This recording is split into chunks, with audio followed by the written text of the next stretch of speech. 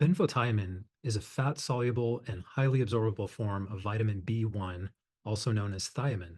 It's still common in the medical world for doctors to be taught and to believe that thiamine deficiencies are rare in developed countries and that they only exist in the developing world or as the result of extreme alcoholism or malnutrition. But it turns out that subclinical vitamin D deficiency, which is much harder to diagnose, is actually quite common. And it's important not to ignore this need in your system. There are a lot of common symptoms and signs that you can look for B1 deficiency, including things like constant fatigue, poor circulation in your hands and feet, edema, insomnia, irritability, low breathing hold time. So if you can't hold your breath, or if you have shortness of breath or yawn frequently, all of these could be signs that you are needing additional B1 in your daily routine, or at least throughout your week to increase the amount that you're taking in, because it affects everything from muscle pain and weakness to cognitive function and impairments like brain fog and difficulty concentrating or memory loss. One of the reasons that we can point to for B1 deficiency to be much more common than it really should be, and then it actually is believed to be, is that we have an RDA value, a recommended daily allowance, that was set all the way back in the 1940s at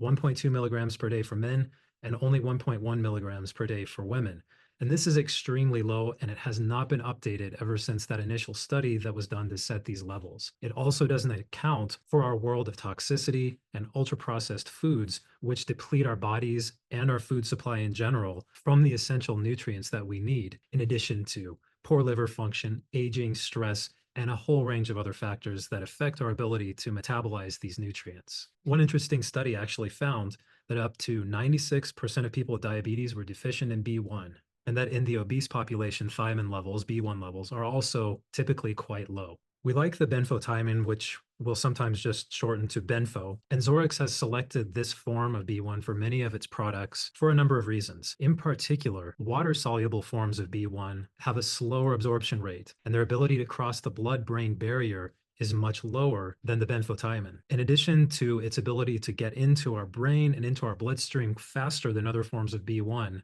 another thing to look for when you're assessing your need for B1 is to look at your blood tests and see if you're showing decreased carbon dioxide or CO2 levels on your test. That's one of the great ways to indicate if you might be needing vitamin B1. And because of its superior absorbability, we highly recommend using the benfotiamine form because it's just easy on the body to take in and absorb and put it where it's needed at the right time in the right place. While there's nothing wrong with the water-soluble forms of vitamin B1, in fact, many of them have been shown to be exactly the right choice, especially for conditions that are genetic in origin, which you can actually find out more about by doing a nutrigenomic gene test, which you can learn more about in our services section if you click on the tab that says DNA lab testing. But when it comes to conditions that involve increased or decreased blood sugar levels or glucose levels, it's best to use benfotiamine. So for so many people where they're affected by stress or chronic conditions like diabetes or obesity or metabolic disorders, benfotiamine is really the most helpful form of B1 for you to choose, and we highly recommend